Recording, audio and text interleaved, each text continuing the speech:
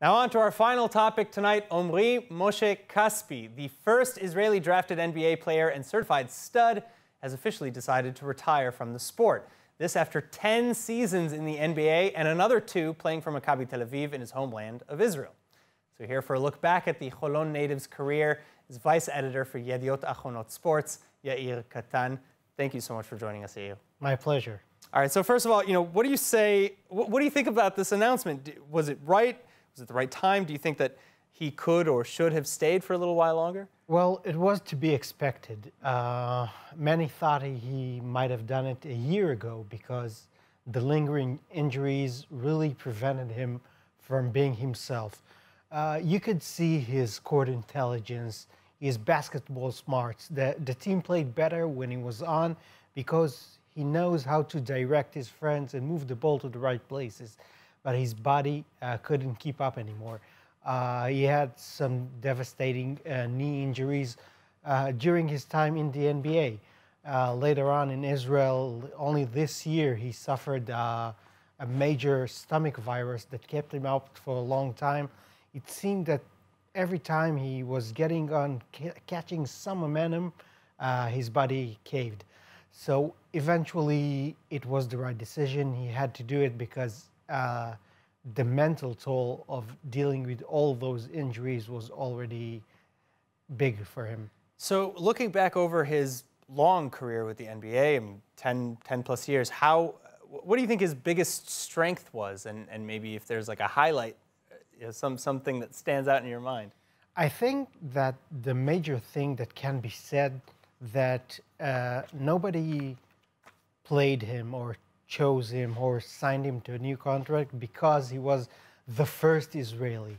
It was because he was a good basketball player and he belonged there. He was a great team player. He made a lot of friends who afterwards came to Israel to visit that he planned so they can see the real Israel. He improved. He came into the league needing to improve his shot from outside and became a reliable three-point shooter. And in general, he did all those little things that connect all the other players. He wasn't a huge star, even though there was that one game in 2015 against Steph Curry when they went head-to-head with three-pointers and he finished with 36 points, which was amazing. He has one asterisk that a little bit sore, that is ranked fourth all time in the number of regular season games without playing even one playoff game. Oh, wow. Something always eluded him, but you can sum it up as a great career. So you just mentioned that he truly deserved to be there. Regardless, I mean, it wasn't this like always the first Israeli no publicity PR stunt, yeah. stunt, right? Yeah. So given that he earned his way there, do you think that he still maybe paved the way for future players from abroad to come into the NBA, or is the NBA truly just looking for the best talent? They don't care where it comes from. No doubt that the NBA is becoming more international. It has its merits.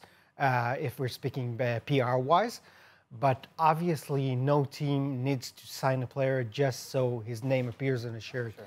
Yeah, it's very competitive. Everyone needs the wins. Everyone's looking for the championship. You only play if you deserve to be there. But in a mental state of mind, he did pave the way for other Israeli players because it's hard to imagine now, but when he was picked number 23 by the Sacramento Kings in 2009, it seemed like putting a man on the moon, sending an Israeli player to the NBA. It seemed it made it an achievable goal. Really impossible. Yeah, and then kids saw him all over Israel and said, "There, the Israelis made it to the NBA, and I can be there too." That was maybe his greatest achievement of all. All right, well, of course, now we have Danny Avdija, who is carrying on the legacy for Israelis in the NBA. We'll be sad to see Omri go, but very happy to see the stamp that he left on the NBA. No doubt. Yair, thank you so much for joining us. My pleasure.